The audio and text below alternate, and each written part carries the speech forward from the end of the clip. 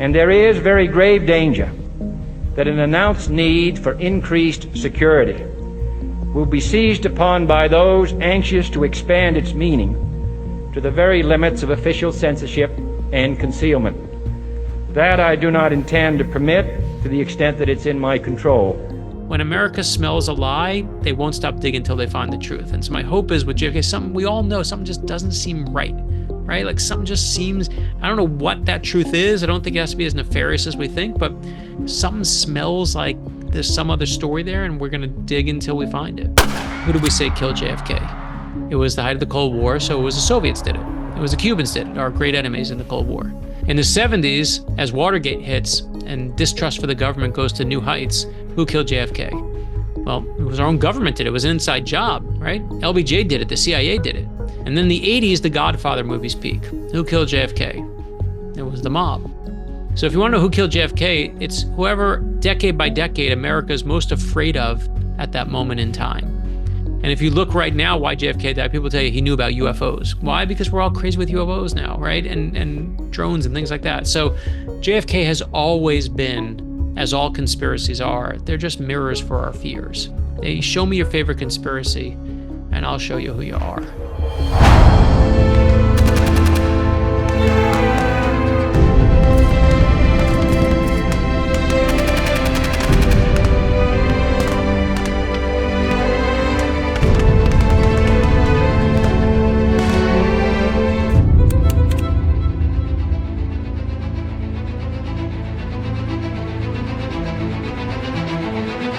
Man, I want to thank you so much for coming on.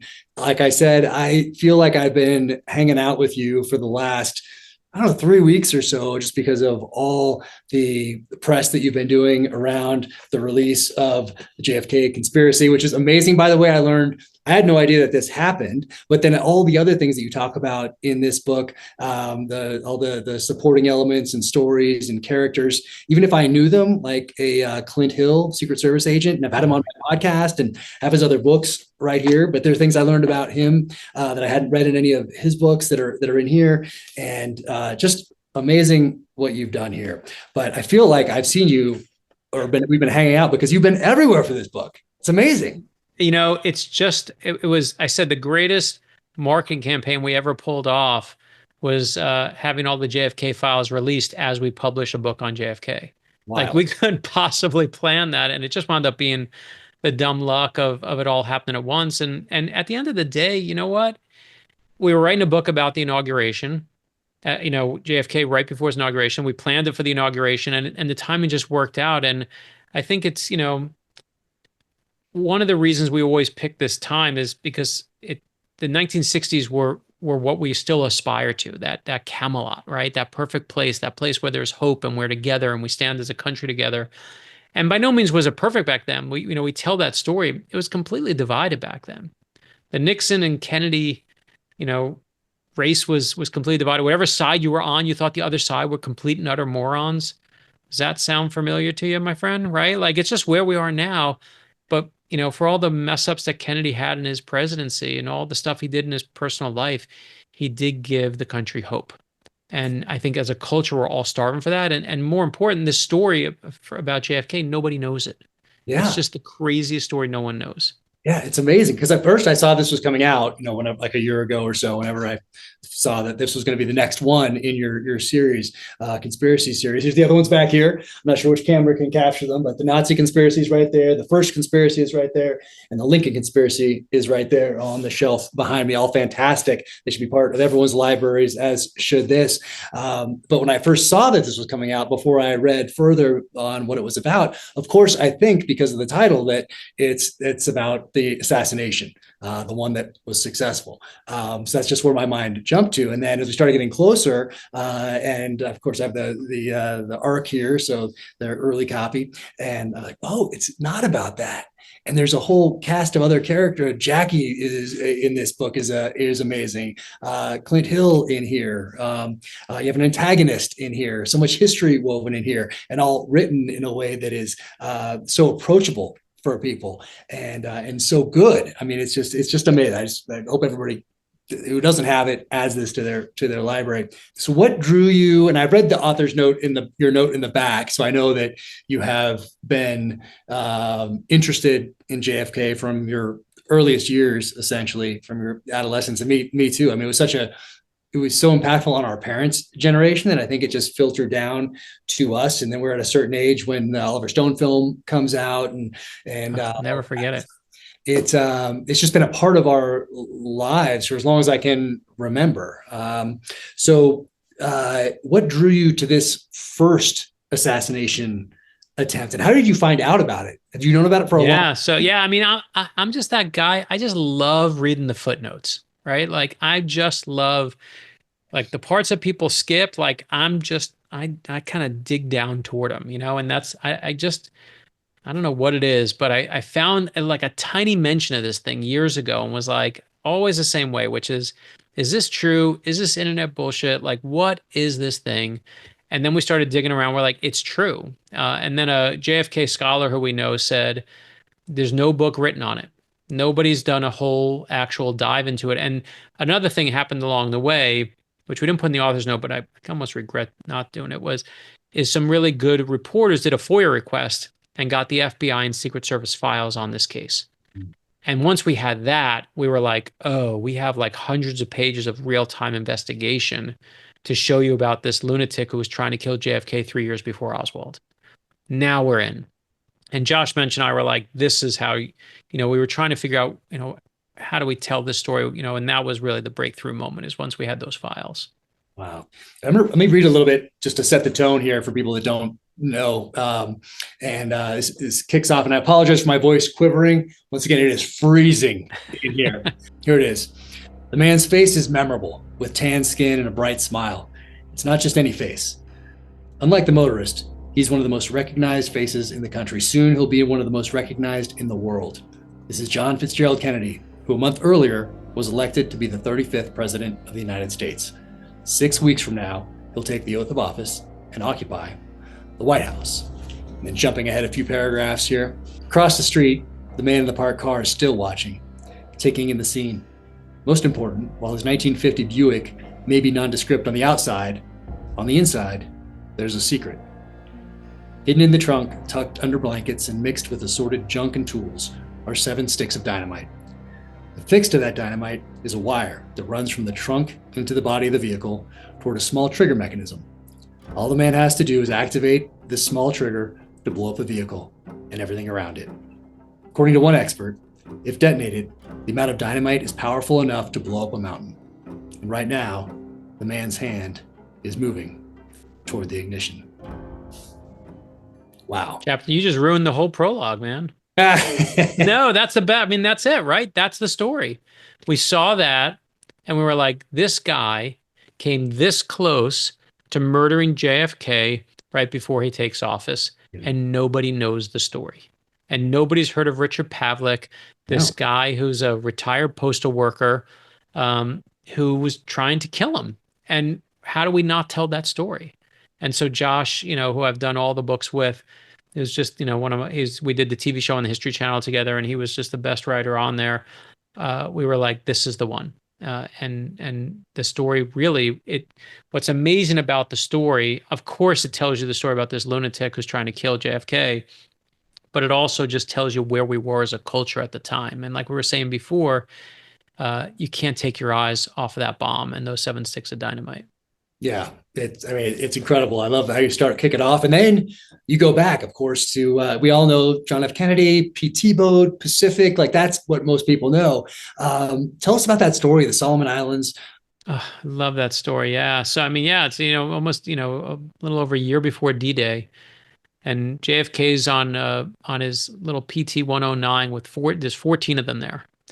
And, he's still a kid at this point. And basically, a Japanese destroyer comes up. To this day, we don't know if they spotted JFK and targeted them or if they just rose and didn't see him. But either way, the PT-109 just goes everywhere. When we looked up what a PT-109 is made of, it's actually made of wood. It's mahogany, really. So it's just cracked and thrown all over. He's barely wearing his life jacket when all this happens.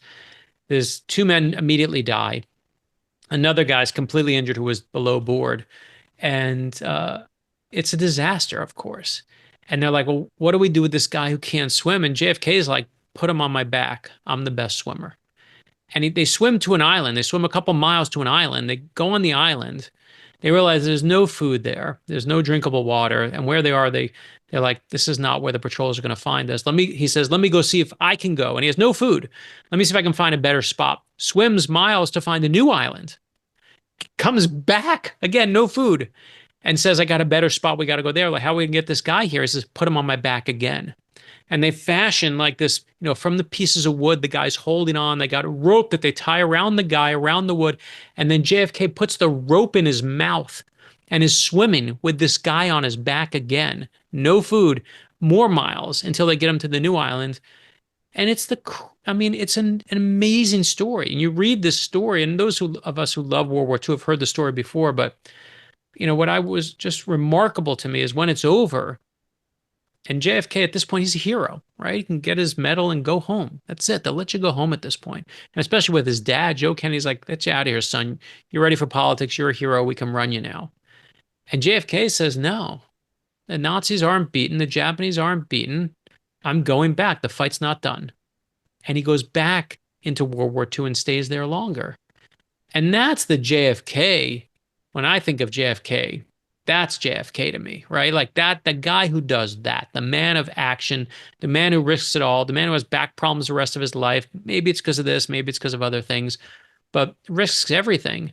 And that's how we begin his story, to show you why he becomes the man he becomes. But obviously, I won't ruin it now. Well, I'm sure you're going to ask a question about it, so I won't jump your question. And then you see the other side of him as well. Yeah, I was going to ask you about that a little bit later. If anything on that side surprised you, anyway, as we get back from World War II into politics, people forget how close that election was. You mentioned a little bit about that earlier, but what was the political and social climate like in the United States leading up to the election, and then through the election into moving towards the inauguration? Right. And that's the thing, like, right, Jack, it's titillating for me to come on here and say we found a secret plot to kill JFK and nobody knows about it. But the reason we tell these stories, right, the reason you do Targeted Beirut, the reason I do the JFK Conspiracy is because we want to tell you something that has a point of reference for today. What does it tell us about who we are now as Americans?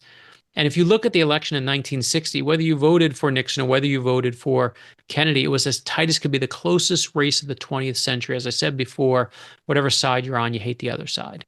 Exactly where we are right now. And this is the election that's standing. And the reason why they're standing against JFK is because JFK is Catholic. That's why they hate him. And it sounds almost absurd now. Isn't it? I know. You just look at it now, you're like, what? And, you have these religious leaders, right? The Reverend Norman Vincent Peale, the Reverend Billy Graham. I was going to ask you about that. Right. Who go on to do great things. But these guys are working super hard to make sure that JFK never makes the White House, because they believe in their minds that JFK is going to be loyal to the Pope and he won't be loyal to these United States. And we can't trust a guy who's going to be just loyal to the Pope. And again, you wouldn't think of any Protestant now saying that, but that's what they thought. And they were going to do everything in their power. And at the same time, there's a resurgence of the KKK. And separately, what the KKK is doing, we all know the KKK from the Civil War. In the 20s is a resurgence. And they realize that they can have more power, more membership if they expand that circle of hate that they have. So instead of just hating the Black community, they start hating the Jewish community. They start hating the immigrant community because they see JFK as an Irish Catholic immigrant. Him and his people came over here to ruin this country of ours. And that's what they see him as. They see JFK's, we can't let him get to the White House. And when you put venom like that out there, man, you can't be surprised that someone's listening and they get activated. And Richard Pavlick, this, guy from the post office, literally is listening and he gets activated. And I said to my buddies in the Secret Service, I've been working with the service for over 2 decades now. I said, tell me about the people who kill presidents. And if you look through history, there's 2 types of people who really try to kill presidents. There's hunters and there's howlers. And a howler makes a lot of noise and says, I'm coming to kill you. I hate that president. I'm coming after you. But they're really more bark than bite. They rarely take action. But a hunter is very different than a howler. A hunter rarely says anything. And those are the ones who tend to pull the triggers. And if you look through history, That the four men who have successfully killed a U.S. president, from Abraham Lincoln to JFK, all four of them are hunters. And Richard Pavlick thinks he's a hunter, but he's a bit of a howler and has a big mouth. And I won't ruin the ending, but the twist of why he opens his mouth is what obviously undoes him. But you get to see what this guy is going through as this is happening. I didn't know. When you think of the KKK, you don't think anti-Catholic today, anyway. Of course. I didn't know that. I didn't know that Reverend Norman Vincent Peale and Billy Graham met at a villa in Switzerland. I mean, they really thought. With a lot of religious leaders, a lot of them, all secretly meeting, saying, how are we going to stop the guy? And Billy Graham says, I don't want my name on it. Norman Vincent Peale's like, I got it. Goes on TV, says very carefully why you should not trust the Catholic. I mean, he's only the second Catholic to ever run for the presidency, but really the only one that gets far. So he's the threat. And it sounds almost trite and silly in today's terms, but you can find the video, watch for yourself. It's unbelievable to watch now in today's context. Yeah, it's incredible. I didn't know that. So I'm learning a lot. So I love how much I learned from this book as well. What did you learn about Jackie in this book? There's a really cool line in here that I love, and you included it. It's from a Nixon advisor, and the Nixon advisor says, "How the hell are we supposed to compete with that?" And they're talking about a photo of JFK and Jackie holding hands. Yeah, no, I mean, Jackie's the killer, man. You said it earlier. She's the killer of this book, right? We do this thing with Jackie now where we call her, she's got grace, she's got style, and we just turn her into this kind of cheap cliche. Same thing with JFK. He's handsome, he's bold, he's the 60s, he's positive. These are terrible cliches. They're so much more complex than that. And we don't hold back with Jackie. Like, we show you and document JFK's affairs. We show you that right after they're engaged, one of JFK's friends comes up to Jackie and says, Jack loves women. Says to her face, he's going to sleep around on you. And you watch what Jackie has to do with that. When she's giving birth and she's hemorrhaging, JFK is nowhere to be found.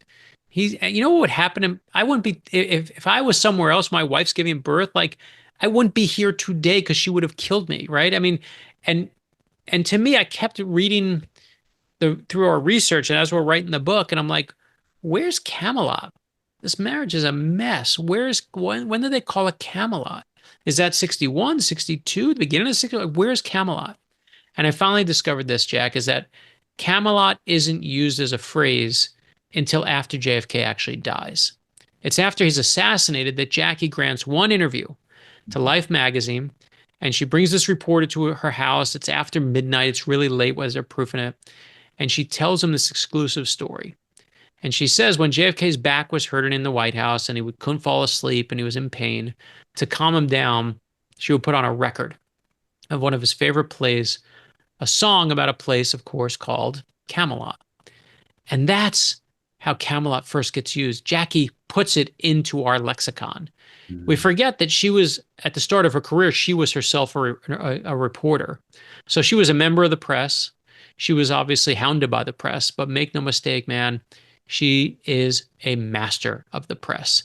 And she's the one who rewrites it all by rewriting history and writing JFK's legacy before anyone else gets a chance to write it. And I think when you read the book, you're just like, this woman's so smart. She's so savvy. She's holding it together. And, back then, we know, right now we know, you target this community, you target that community, you go on this podcast, you get this group, you do. Back then, they didn't do it. Jackie speaks Spanish. You're like, wait, we can put her on TV and let her speak Spanish? And then they have her sister speaking in another language that she speaks, and they're slowly targeting, figuring it all out. And, the story we tell now is Nixon debated Kennedy, and Nixon was sweating, and so Kennedy won. That's what's in my kid's history book. I saw it, that's what they say. We reduce it to that. And it was true. Nixon looks like he's sweaty, and Kennedy looks handsome. But it's not just, he didn't win because he was like a cool looking guy. That's part of it. But he wins because he understands television. He understands this new medium that he's on. He knows how to use it like a weapon. I think that's what Trump does, right? Trump's the first social media president. This new weapon we have of social media, he knows how to use it better than anyone. And he did. Like, that's what he did. He just knew how to use it in that same way that JFK knew how to use television when it first started. And now everyone can figure it out, TV. But that first person through the wall, that's the unstoppable one. And JFK, just him and Jackie, they figured that one out. Yeah. there's a picture in here. Also, this one right here, and you can see that people get the book. Oh, where when they're waiting. Clearly waiting for the inauguration or the election results to come in. And so a friend of mine married into the Kennedy family in summer of 2017. So I went out there. That's where I met RFK Jr. for the first time, talked about their relationship with Army Special Forces. And I got to sit right there. And I'm sitting in this chair and I look next to me. Now there's a little, or there was anyway back then, a little kind of an end table right there. And there's a photo, and I can't remember if it's this exact photo or if it's just very similar. And I look at it, and then I look at the stairs, and I'm like, wow. This is here. Right there. Yeah. Right there. It's a chair. The thing that's crazy is, and you know this from the Beirut book, is the pictures that are in there, we pay for, right? The author has to basically... I didn't know that. You didn't know that, but I figured out. I didn't know it until we had to do. I guess it was really Lincoln, like and Nazi Conspiracy. I was like, when we had photos, we have to pay for them as authors. It's taken out of our budget, so I basically make more money the less photos I put in there. I don't have to pay, and every photo in there, I was like, that photo it's so awesome because you just see that human moment of them sitting there. And that means that everyone I paid for is, I just think you know what, it's worth it. It's worth it for readers to see it come to life. And that moment in the book, I'm glad you got to sit in that chair. That's pretty badass. Yeah, I didn't about the photos. I probably should have done what you did. Instead, I maxed it out. I want as many photos as I can possibly get in here. And there were ones that I wanted that the company, was it UPI? Anyway, I forget which company it was, but it was one of those ones that you hear about that it wasn't Getty, but it was Corbis. I forget which one it was. I'm not sure. But they'd sold a couple times since 1983, and no one knew who actually had the rights to these photos. That's the problem when you go, well, like I did in my book, Heroes for My Son, we had a picture every page. So we did, a hero, we would do obviously George Washington. There's no photograph. We don't have to pay for anything. Abraham Lincoln, no photograph. You don't have to pay for anything unless you can go get the films are in public domain now at National Archives. But if I want Jim Henson, if I want Mr. Rogers, if I want, those things, I got to pay. And we would go back and try and find cheaper ways to do it. And there's a person at the National Archives you should talk to. I'm a board member there. And they told me, like, these are the papers where these rights are now in the public domain. You don't have to pay. And these are ones where nobody knows and you just can't use it. Because I'm like, you're telling me there's great history that is out there documented and no one can use it because we just don't know who to pay for it. And they're like, that's just the way it goes. It's crazy. It kills me. It's crazy to me. To me, after like 50 years, you should be like, it's out of your control. It goes to the history books. Print it. And a lot of these pictures are in the Marine Corps archives, and the Marine Corps doesn't care because it's the Marine Corps, and they say like originally taken by AP or whatever it was. So they just kind of say, hey, originally in 1983, this was taken by so-and-so. They don't care who owns it now or who's how many hands it's changed over the past few decades. But Simon & Schuster does. Their attorneys do. Oh, yeah, they very much care. So I was like, let's just do what the Marine Corps does. So I found photos that took the place of the ones that I originally wanted, but there are some out there that I wish I could have put in, but the only reason they're not in there is because we couldn't find who to pay. And some of them are crazy. Like I actually never mind paying. To me, like you service the story first and don't worry about the budget. You'll figure it out. I remember we did when we found the 9/11 flag. I remember that famous picture that it's, the firefighters raising it, right after 9/11. That's a really expensive photo. Like and they will not allow it. They don't want it everywhere. So there are things that you want, even if you're willing to pay, that you can't get. And that to me is always a little bit like, why, but that's just how the rules go. It's pretty wild to see. Interesting. What did you learn about the Secret Service and their transition between administrations from Eisenhower to Kennedy? You have a chapter on the. Yeah, that you love that. I love that chapter too. That chapter. So here's the thing: is like Eisenhower. They didn't want at that point. There's a new word in like 1954 that starts popping up, and the world. Even though it exists before but becomes popular, is called teenager. It sounds so obvious now. But back then, it was only like 30% of kids actually were in school, in high school. Back then, if you were a butcher, if your dad was a butcher, you became a butcher. If your dad worked with metal, you work with metal. That's how the world worked. But eventually, people moved to the suburbs, schools got built, and that generation, in that late 50s, early 60s generation, just became educated. They went to school. Instead of 30%, you have most kids were going to high school now. And they didn't want their dad's president. So they wanted something different. And here comes JFK. Because Eisenhower was a guy who, like, he got off the plane for the Secret Service. Secret Service say, here's the plan, sir. You're going to get off the plane. You're going to go to the car. I'm going to take you to the office. We'll take you to the White House, take you to wherever you're going. You got it. He comes off the plane. He gets in the car. JFK's not, not your dad's president. He gets off the plane. He sees a group of people cheering for him at the side of the, waving through the fence at the airport. So it doesn't matter what the schedule says. He beelines for the fence. He's kissing babies and signing babies and doing everything you do with babies, right? And the Secret Service is like, what do we do?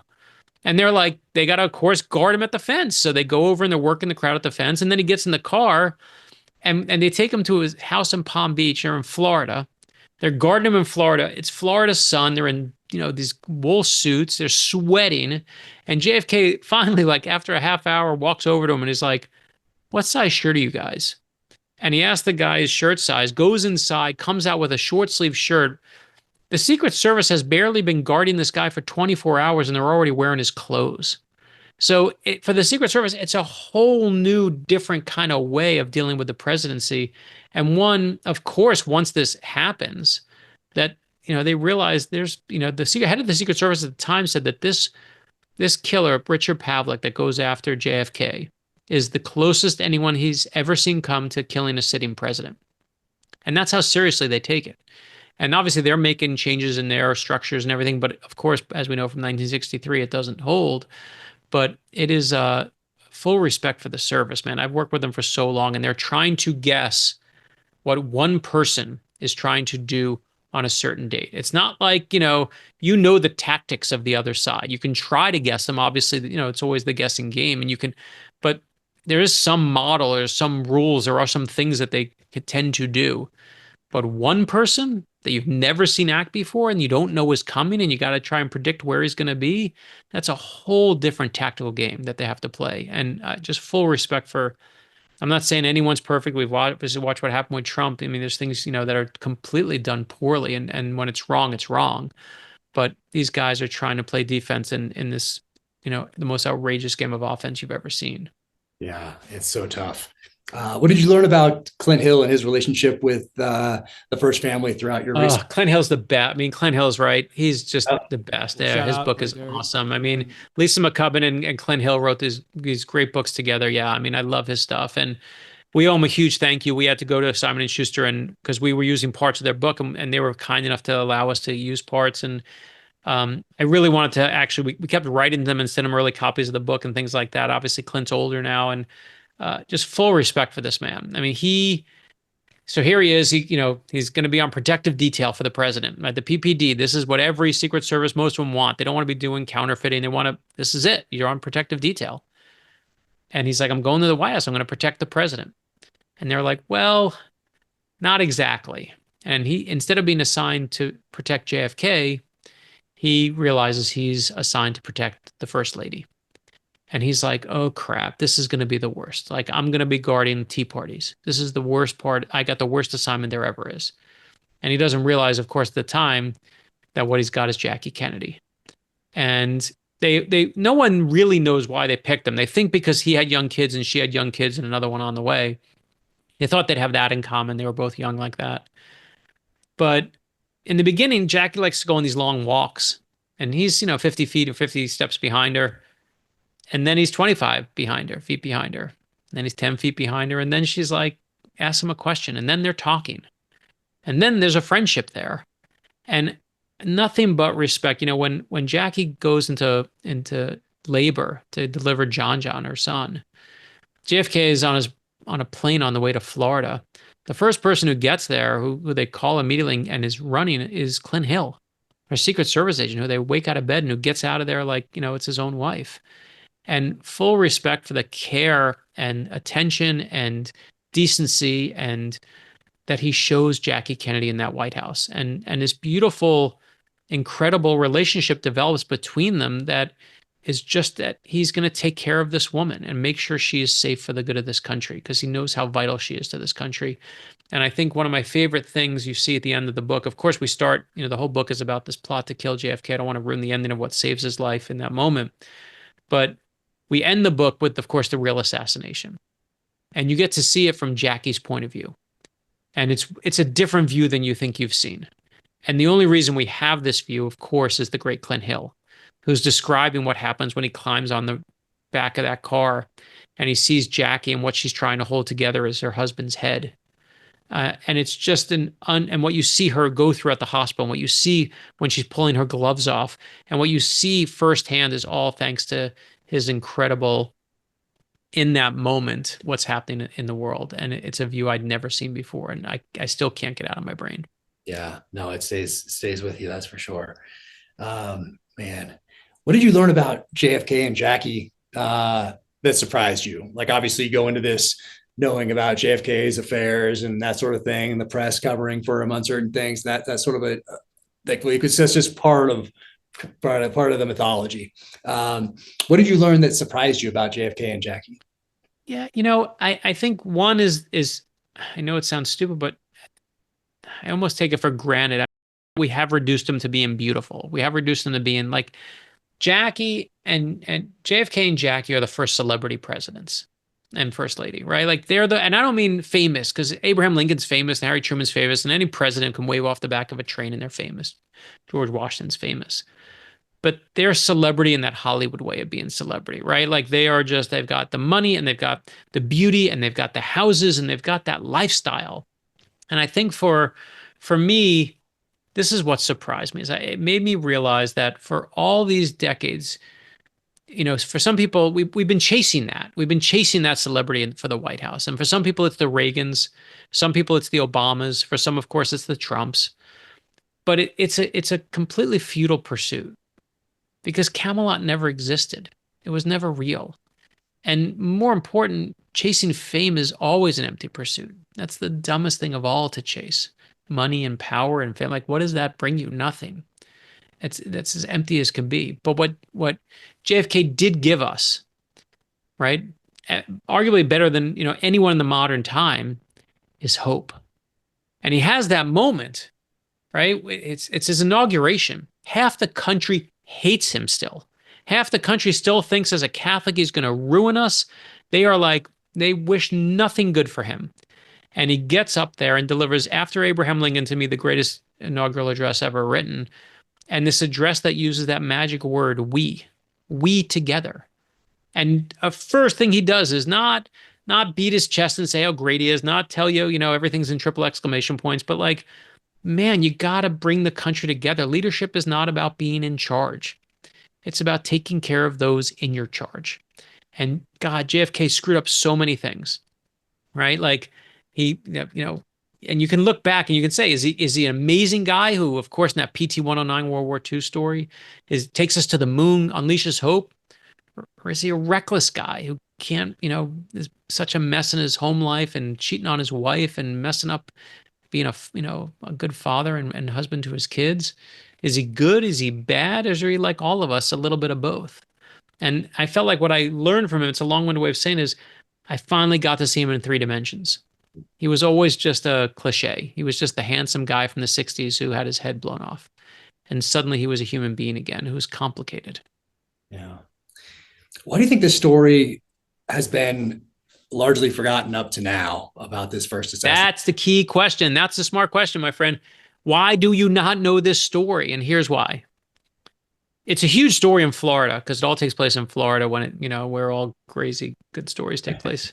Well, on Lost History on the History Channel, we used to do our show. Every episode, we could chase all the lost historical artifacts to Florida, to my home state. Like, I was like, everything is back here. They're like, where's James Bond's Aston Martin? Oh, it was stolen in Boca Raton. I'm like, well, are you kidding me? I'm like, literally in my backyard. And so the thing about it is, it's a huge story here. It makes the front page of the Miami Herald and the local papers. But it took back then an extra day for things to go national, to be the front page of everywhere in the country. And as it's about to go nationwide, 2 planes collide over New York City, crash into each other. Everyone on board dies except for one kid. This one boy is a sole survivor. And America becomes obsessed with this kid. They're like, is he going to live? Is he going to die? What's happening to the boy? And it basically wipes this JFK story and this assassination attempt on him off the front page. It buries it into the middle of the newspaper, and it becomes a footnote until my buddy Josh Mensch and I are like, this would be a really awesome book. And that's where we found it. And it was just, it got knocked off the front page and became forgotten news. That's incredible. And wow. Had this been successful, did you spend any time thinking about the what ifs? I found myself not really thinking about that too much because he survived. But you got to ask yourself, right? You got to say, if he dies in 1960, what happens, right? Now, what happens if in December of 1960? Yeah, I mean, what you can argue, and I don't really, I'm like you, I don't really play the what if game. I mean, you could say, oh, does civil rights come earlier because LBJ brings it early? Does Bay of Pigs or certain things not happen? Sure, you can play the sliding doors game of history. But to me, that's not really what matters. What I think we lose is I think we lose that hope we were talking about. Like in that inaugural address, you have that he's a master at getting people to like him and bring them together into his circle rather than push, only keep the people who are good to me. Like I don't like people who are like, there's a saying that I used in my graduation speech. It says, if you're nice to me and you're a jerk to the waiter, you're a jerk. And JFK knew to be nice to, and again, not that he was nice to everyone, that he was the best guy in the world, but like he knew the power in bringing the country together.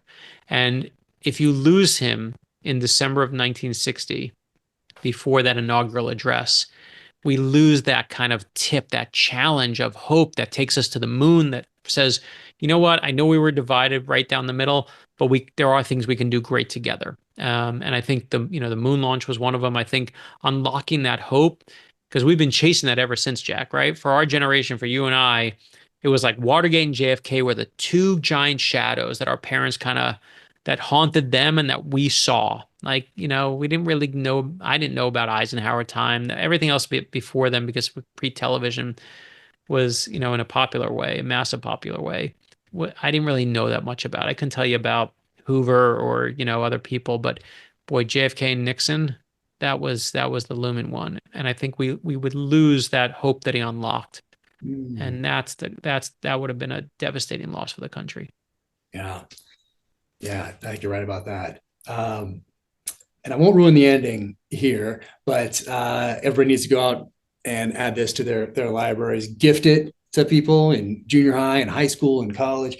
It's just you guys did such an amazing job with this. Was there anything? And did you start a book with a broad what you would like people to take away from it, or like a better understanding of history generally, or anything like that? But is there something in here that you think people will take away from it, or that you hope people will take away from it? I mean, we always find that as we're going. Josh and I always ask ourselves, okay, here's the plot, here's the titillating thing that we want you to like, but what is it really about? What does it tell us about ourselves today? And we were very conscious of the marriage. We were very conscious of Jack and Jackie have one of the most watchable, you can't take your eyes off this car crash. You're watching the affairs. You're watching him cheat on her in the book. You're watching what he's doing. There's that scene on the boat where he's with all these women. I'm like, you can't take your eyes off it. But we were like, how do we tell this story of this complicated president so that people understand more about where we are now? That, and again, I'm not talking about one particular president, but just for me, what's important is remembering that everyone is just a human being. They're just human beings. We shouldn't hold them up and keep them down, expecting perfection from anybody.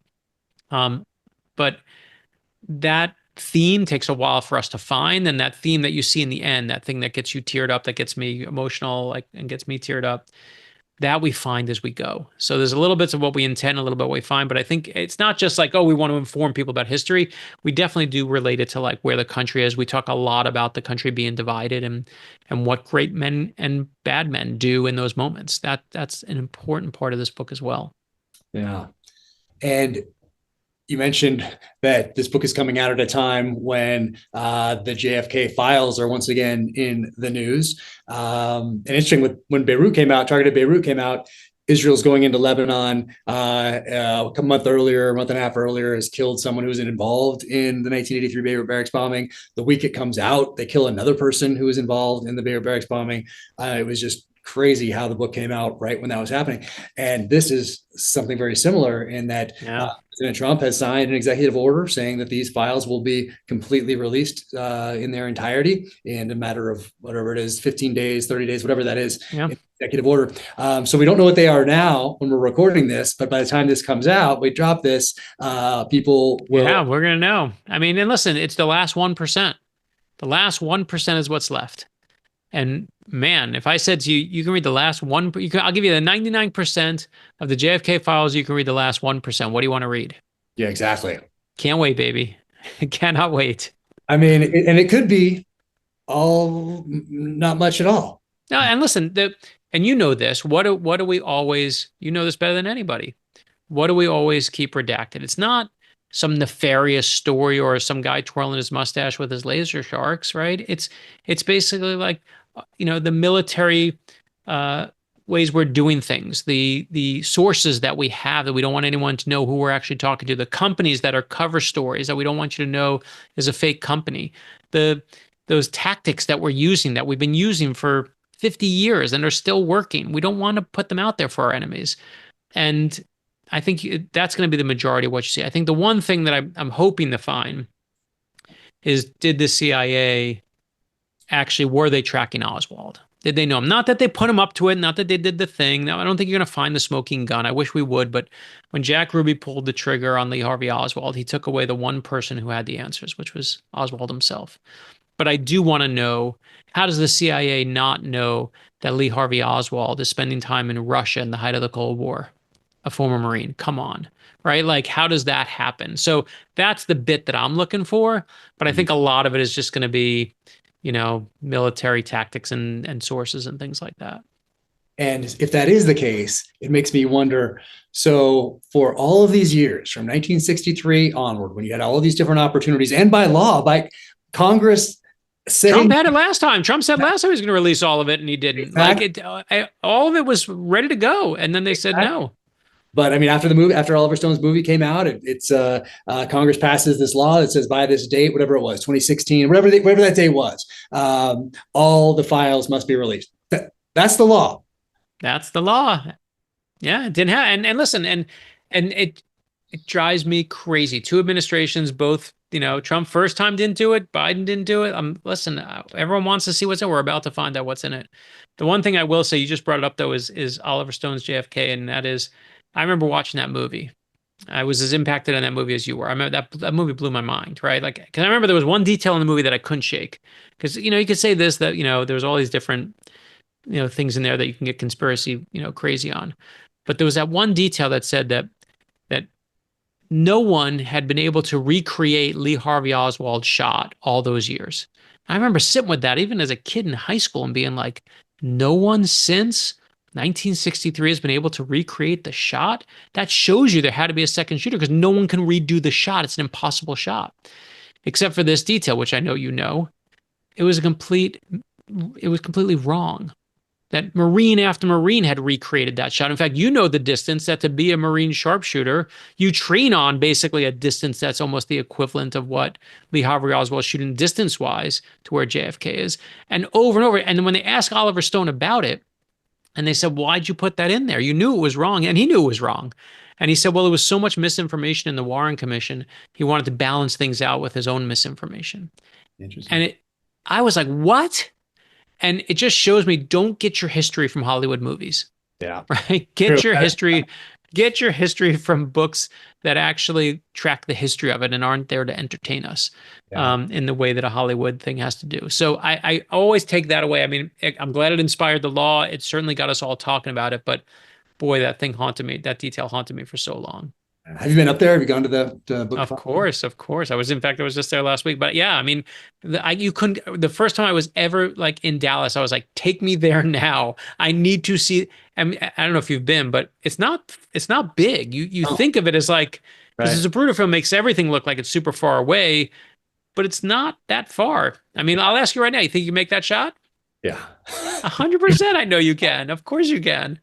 The question is, can I make that shot with that rifle in 1963 with whatever the sighting system is on there, how it's set That's up? the other trick for sure. And the nerves and the thing and the car moving. I give it to you. But you know, it's been made. They recreated everything back then, and even back then. I'm not talking about now with today's scopes and everything else. Back then, they recreated it, and Marine after Marine, they did it. They did it. So I would love to, when you take that shot, invite me that day. I'm coming. It's the other part is that if this comes out and is a big, hey, all you were protecting is the name of some guy who talked to When some no one's gonna believe it. this thing is a dead drop, whatever, and that's what you were protecting since 1963. That seems like you've caused more harm than the good you've done by protecting whatever method. Well, here's what's going to happen. No matter what happens, half the country is going to say that's a lie. They're still hiding stuff, and the other half of the country is going to say I don't believe it. Right? Like that's just where we are as a culture now. Like we don't want it. Whatever. Even if they release everything, unless it says like the CIA did it, or the so and so did it, or this one did it, or Russia did it, or Cuba did it, the mob. Like no one. We're all going to say half the country is going to say I don't believe it. They're lying. That's just what's going to happen. That's where we are. And here, this is my favorite. If you want to know who killed JFK, is a perfect place to end the JFK part of our discussion. Is if you want to know who killed JFK, if you look in the 1960s, who did we say killed JFK? It was the height of the Cold War, so it was the Soviets did it. It was the Cubans did it, our great enemies in the Cold War. In the 70s, as Watergate hits and distrust for the government goes to new heights, who killed JFK? Well, it was our own government did it. It was an inside job, right? LBJ did it. The CIA did it. And then in the 80s, the Godfather movies peak. Who killed JFK? It was the mob. So if you want to know who killed JFK, it's whoever, decade by decade, America is most afraid of at that moment in time. And if you look right now, why JFK died, people tell you he knew about UFOs. Why? Because we're all crazy with UFOs now, right? And drones and things like that. So JFK has always been, as all conspiracies are, they're just mirrors for our fears. They show me your favorite conspiracy, and I'll show you who you are. Yeah, it's just, yeah. I mean, it should have been called the Dulles Commission report with Alan Dulles on there. Like that part is so. The whole thing is just so crazy, and so from so many different perspectives, and for so many. Trust me, I can't wait though. I can't wait to that. I mean, 29 days, TikTok. But why? Yeah, let's go back to if this is essentially nothing. Why did you keep the American public guessing? Of course. Why did you do that? There's either, I mean, you got to figure there's either something that makes the CIA look bad. And I'm not saying that they killed anybody, but just makes them look bad, that they knew he was there or not. Or there's some source that's still alive that they're worried he's going to die. That someone's going to take some sort of action or get bad at. That's the only thing I got. I mean, I do not believe for 1 second there's a big giant smoking gun. I just don't. I just don't think that's it. I think it's going to be something that's like, small and bureaucratic and, important to, I'm sure, very important to that person who's in there. But we're all going to be like, that's what you waited for? That's what we waited all these years for? I'm sure you heard this too. I remember hearing that like, they can't open it up until the last Kennedy is dead. I remember being like, wow, generations of Kennedys have to be dead before we can see what's in, like, what's in there then? And then obviously they passed the law and that changed. And man, we'll find out. Coming soon. Yeah, I mean that Ruby had mob connections is very interesting. Of course. How does Jack Ruby get in? You know how it goes. How does Jack Ruby walk into that precinct with everybody, the most important murder suspect in the history of modern time, and just walk in and be like, "Hey guys," I mean, it's just because a reporter once said to me. I did a book on a gossip reporter, and I went to research gossip reporters, and this gossip reporter said to me, America can always eventually smell the lie. Mm. They may not, they'll be fooled for a while, but people just, something doesn't seem right. You see this celebrity who tells a story of, and he's like, oh, I just backed into something. You're like, that doesn't seem right. He's got a hit here. I backed it. And then suddenly they'll just keep digging and they keep digging until they find it. And then eventually you'll find the story. And what she said to me at the time is like, when America smells a lie, they won't stop digging until they find the truth. And so my hope is with JFK, something we all know, something just doesn't seem right? Like something just seems, I don't know what that truth is. I don't think it has to be as nefarious as we think, but something smells like there's some other story there, and we're going to dig until we find it. Yeah, I think in every book of mine thus far, I have mentioned JFK in one way, shape, or form. And particularly my sixth book, Only the Dead, I have a whole JFK conspiracy touch point that goes back to Vietnam and Diem Brothers and all of that. That's good. Inspired by The Tears of Autumn, of course, by Charles. Yeah. Yeah, every book thus far, anyway. Hey, how could you not? I mean, it's the story. It's the one touch point of those of us who love this universe that still makes you go, tell me more. Yeah. And I'm sure I'm going to weave it into future stories as well. You are a great public speaker. We'll talk about that with your other book that's coming out here in March. And I am not. I know I'm not good at it. I don't want to spend time getting better at it. I want to focus on writing, but you're very good at it. You have a good voice. I don't like mine. I can't listen or watch these podcasts, but you have a good voice. You could narrate have you ever narrated any of your? I've only done the ones I've done for my kids. I'm doing Make Magic. I'm going to do that. And I did the Heroes for My Son and Heroes for My Daughter books I wrote for my kids. Probably really but I couldn't do our thrillers. You have to act for that. I'm not an actor. I can tell you a story, but what Scott and Ray do, that's an art form. That's an art form beyond me. I can't, they're doing accent, and what I've been doing with Scott Brick for years, he'll tell you, is I in every book will put an accent just to challenge if he could do it. I don't even know if there is one. I'll be like, this person, like I'll have a character come in and be like with a Bulgarian accent. I'm like, I don't know what that is. Let's see if Scott could do that. I'm just like making crap up to see like on one page if I can mess with my audio reader, and he nails it every time. Every time he crushes it, he figures it out. Whatever it is. Yeah, he's so great. Scott's been on this podcast as well. So what a great guy. And that they're friends is so cool. I love that Ray and Scott Brick are such good friends. But interesting, I have the same thing. When I listen to an audiobook, my mind starts to wander for whatever reason. It's just, for me, it's different than being actively engaged in reading. Being read to is different. My mind starts going off, but it's different when I listen to a podcast. And I think I agree. Oh yeah. Podcast I can listen to, not a story. I agree with you. Yeah. Because you feel like there's someone listening to this right now who is the third person in this conversation. That's right. And there's also something that, right, that colloquial tone that we have. But when you tell me a story, I'm in a different mode. That's a different kind of consumption to me. Yeah, it's a different thing. So you've done thrillers, you've done the nonfiction side of the house, you have the children's book. Now you have this speech that's turned into a book, Make Magic, that's coming out here in March. Are there genres that you want to explore? Have you done a comic book? I have done comic. Yeah, no, I did Justice League of America. I've done Batman, Superman, Spider-Man. That's right. Yeah. And that's, I mean, listen, I love my job. But when I get to write Batman and put words in Batman's mouth, I'm wearing my underwear on the outside of my pants that day, right? Like, it is the most badass, awesome thing to write a Batman story. And, my office is, there's Batman all over my office, but that was always on my list of something I wanted to do. And I've been hiding comic book references in my book since the start. And I got the job because DC Comics finally figured it out. Because they're not like easy ones. It's not like Clark Kent and Bruce Wayne. It's like deep, deep cuts of like really significant old comic book references. And finally, when they had director Kevin Smith was writing comics, they came to me and said, hey, you want to take over Green Arrow? And I'm like, I've been waiting my whole life for someone to ask me that. So I've got to do that. I haven't done, I would like to do kind of some young adult. That's the one thing I haven't done. That's the one on my list. I've done how-to books. I've done inspirational books. I've done kids books, I've done the TV, but I haven't ever been able to crack like you're doing with, on Amazon, an actual show or film. Like that's also on the list of something I'd love to do one day. Got it. When you're not writing, and you were writing a lot, and like I was telling you earlier, when I was talking to Simon Schuster about my move into the nonfiction space with the Targeted series, and the first one being Beirut 1983.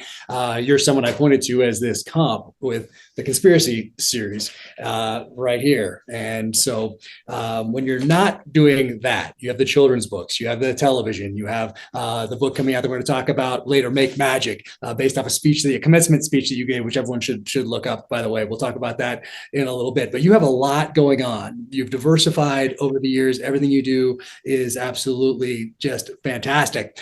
So when you're not writing And when I think about you not writing, I can't really imagine what that would be because you do so much writing and it's also fantastic.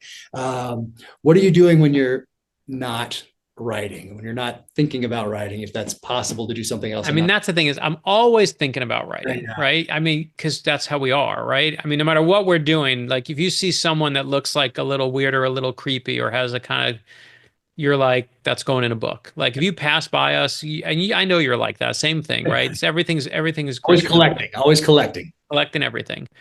But what I'm trying, I mean, for me, it's family. That's it. I'm with my family. I'm trying to convince my kids to, I keep a list of movies for them to watch, a list of books for them to read.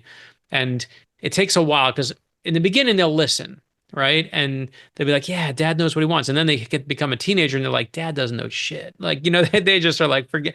And so, but they've now kind of come around where I've shown them just enough good stuff that they're like, Dad kind of has a pretty badass collection of stuff. So we just watched Interstellar. That was We do the last, too. and We just I watched mean, it last 2 days ago. Yeah, last week. I mean, literally this weekend. And my kid was like, this was really good. And I'm like, you're ready now, baby. Here we go. And so we've just been, so that's a big thing for us. And then I'm reading, of course. Like it's reading, it's still just consuming. I obviously, I love to work out. It's my one release. You and I were talking about it before. So I definitely do that. But it's a lot of, if I'm not telling my stories, I like seeing other people's stories. Yeah. And the movie selections are kind of tough because some of those ones actually from the 80s that my wife and I enjoyed so much, either the comedies like just over the heads Yeah, or even the action, like I remember seeing Red Dawn for the first time and being like, oh man, speaks to me, Wolverine's forever. And my kids are like, Dad, this is some propaganda BS. Like they are just not buying that movie. But a yeah. movie like Interstellar or Memento or like things like that, they're like, this is something special. Like, and they'll get the good one. Like they love Coming to America, they love Trading Places. But some of those comedies that you and I loved when we were growing up have not aged as well as I think you and I think they aged. Yeah, I love them, but still, because it takes me back. Of course, I'm 13 again, I'm 10 again, I'm whatever, I'm all those things. I'm right back there. But yeah, some of them, but then yeah, I understand. The other one we watched, we did Interstellar. Maybe we did that first, or maybe we did The Martian first, but watched The Martian as well. And so Oh now, yeah, he saw The Martian, love The Martian. yeah, so That's a better entry point. Yeah. so good. So I think we did The Martian first, and then we did Interstellar. But he's reading The Martian right now, so I have Oh, a. that's smart. Yeah. So our next one. He said like we were like, what's next? And our next one is Inception. That's our next. So Oh, okay. I mean, we're very serious about movie club here. So we have like I love um uh the deep dish pizza from Chicago, and so my buddy will send it from Chicago to me, What? and we will literally heat up and make the pizzas frozen from there, and then Giordano's pizzas come to my house, and we put on a movie and eat big fat pizza, and that's a good day. That if you to answer your question, like what is a good day, like to me that's a great Yeah. day. I think it was on our list to do, but then our son got interested in football somehow, which I don't have time to watch sports. I never had a kid. Oh, I did. I got one who loves sports, so we go to a lot of games here. We do both. Oh, So nice. yeah, I have one who's all sports, and one who's like I couldn't tell. Like literally, we'll say to him, "What team is this? Where are they from?" And he's like, "I don't know." We're like, "What team is in Baltimore?" He's like, "I don't know." What team? Like he will. We're like, "Is this a team or not?" He knows that little about sports. So I got to balance like Yeah. one kid who just wants sports, and one boy who's like, "Just give me the books and give me the Yeah. movies." So wait, so what'd you show him for sports? Because I'll give you a whole list of great sports movies. Well, we were figuring out what to watch the other night, and we did Boys in the Boat. Yeah, And so we great. thought, oh, let's follow on this one with Cinderella Man. I hadn't seen that since it was in the Oh theater. yeah, I haven't seen that in a long time. Yeah, we were going to do that one. But still, Field of Dreams is still the greatest. It's still the greatest. Field Yeah. of Dreams will make me cry at any moment on any given day. When my dad, I had a complicated relationship with my dad, and my dad wanted to be a baseball player, and he thought he was going to play professional baseball, and his knees were really crappy. He went out for the team, and he couldn't do it. And he always wanted me to be a baseball player, and because he wanted me to be a baseball player, and I could play, I was not playing. No way. That would have made him too happy. I was just young and stubborn. And I fought and fought and fought with him. And I made peace with my dad. My dad loved me and I loved him. But when Kevin Costner says, "Hey dad, you want to have a catch?" Oh, Forget it, man. Forget it.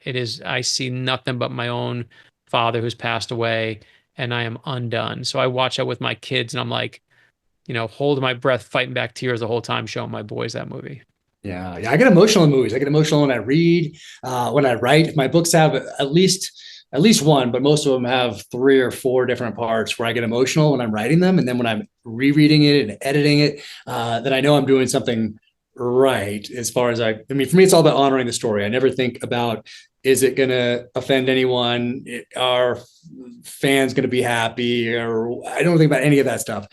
It's all about the story. If I honor that story, then I'm honoring that person who is spending time with me, time they're never going to get back. So that's how I look at it. Never take any outside. My agent, my publisher, they never give me any advice on anything, which is great, because then I don't have the politics in my head of like, well, this person said this, should I do it? Is it right? I don't think so. But then they said it. No, you can't do it. The one thing and that's right. I mean, the one thing I always rely on is I'm not that special, right? If I like it and I think it's cool, hopefully there are going to be people who think it's cool.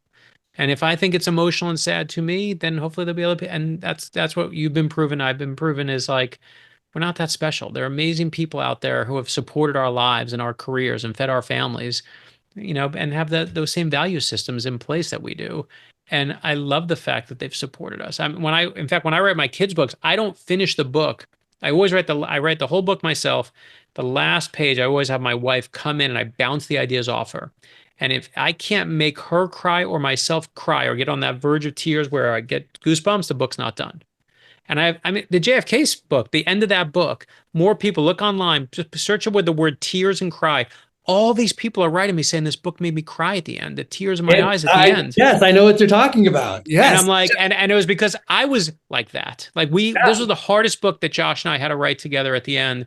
And we wrote 4 different versions of the ending because it's so hard, because we obviously end with the assassination, the real assassination. But when we do Abraham Lincoln, even though he died, we don't think of Abraham Lincoln about his death. We always think about what he did for the country.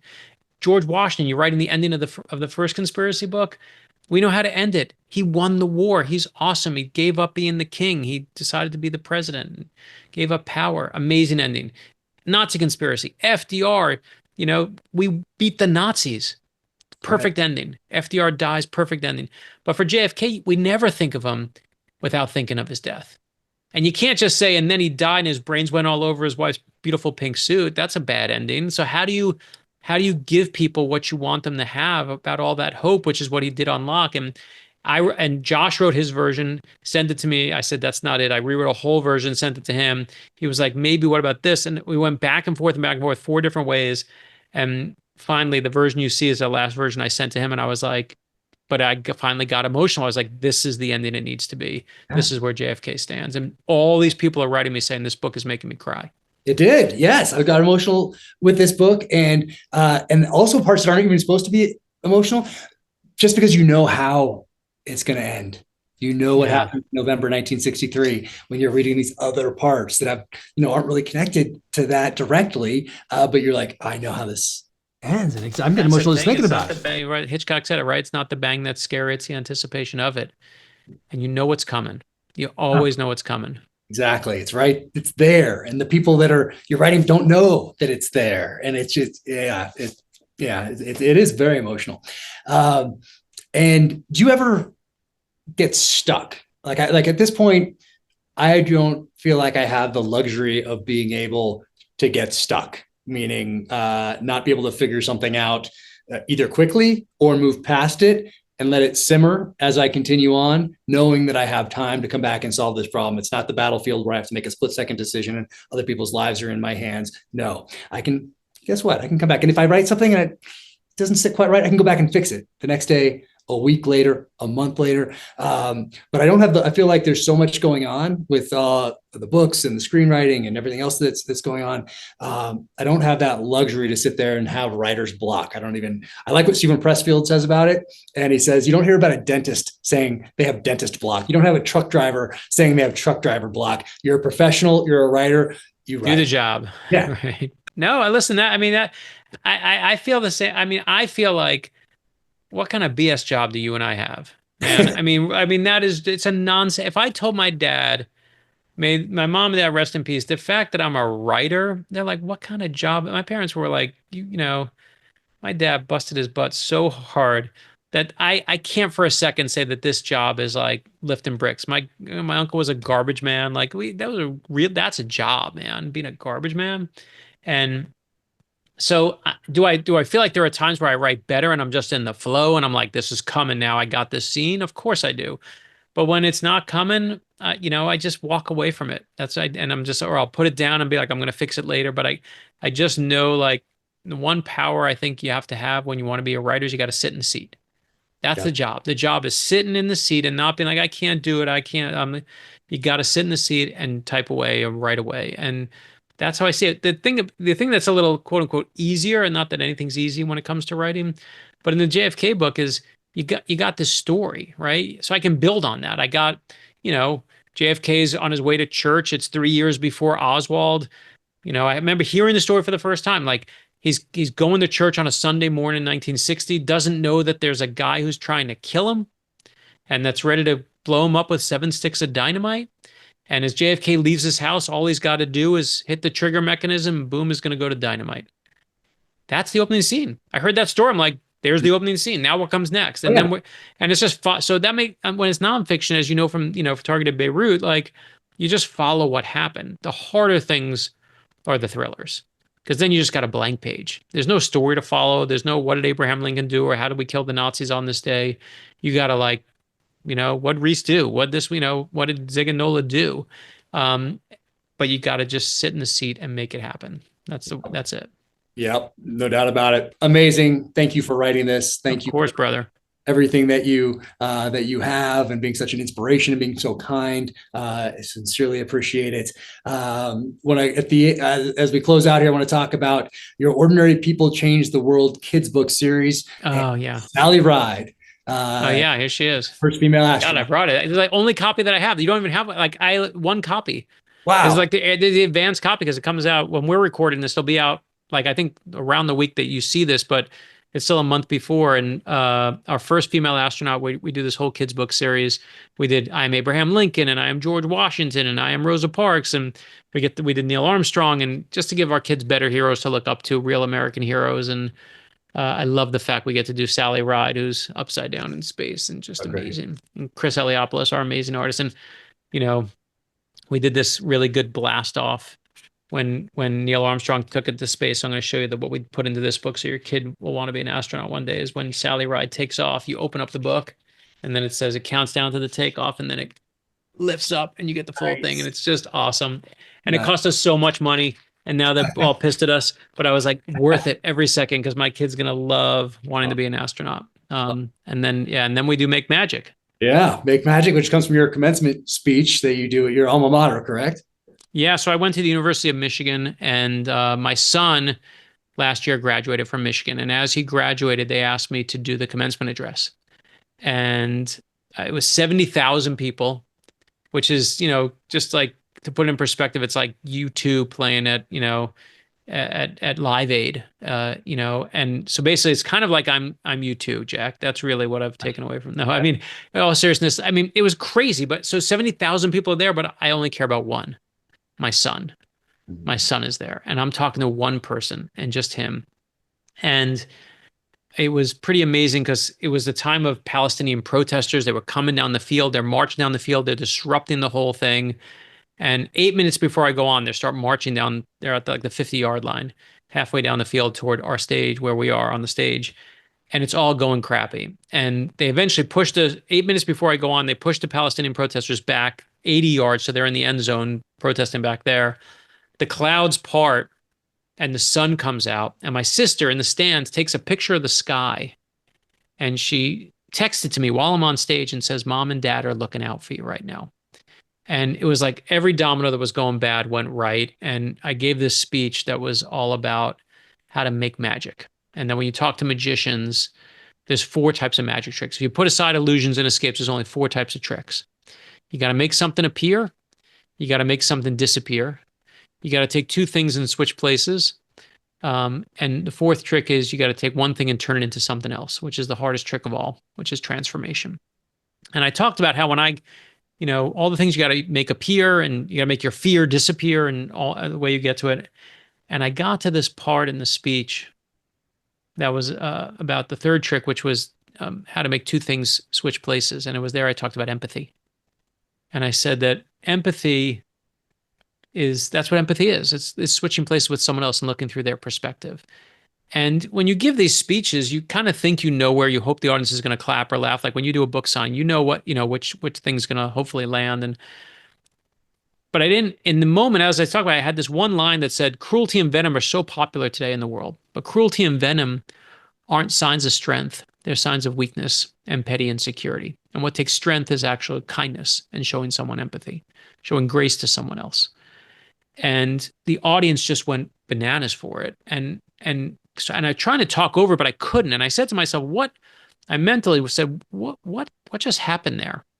And my wife said, you tapped a vein you didn't know was there. As a culture right now, we're starving for empathy, starving for kindness. And we've kind of lost it with each other, and we need to get back to it. And I talked about how when I graduated Michigan, it was the year that Desmond Howard, the famous football player, won the Heisman Trophy. And the commencement speaker, because he was graduating with me, the commencement speaker said, "Hey, Desmond Howard, you here?" And he stood up in his cap and gown, and he was 10 rows away from me. And I remember thinking, wow, there's Desmond Howard right there, a football guy. And I get to the end of the speech, and I said, magic is something that you don't do just for yourself. In fact, you never do magic for yourself. Magic's something you always do for other people. And a great magician always has another magic trick up their sleeve. So ladies and gentlemen, I'd like to welcome my friend Desmond Howard. And Desmond Howard walks out on the stage 30 years later and does the Heisman pose again.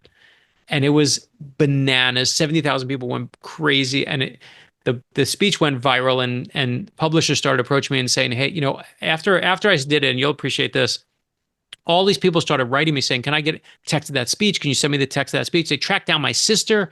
'Hey, I heard your brother give a speech.'" And like people she didn't know. And I've written for 27 years. No one's ever asked me for the text of anything I've said.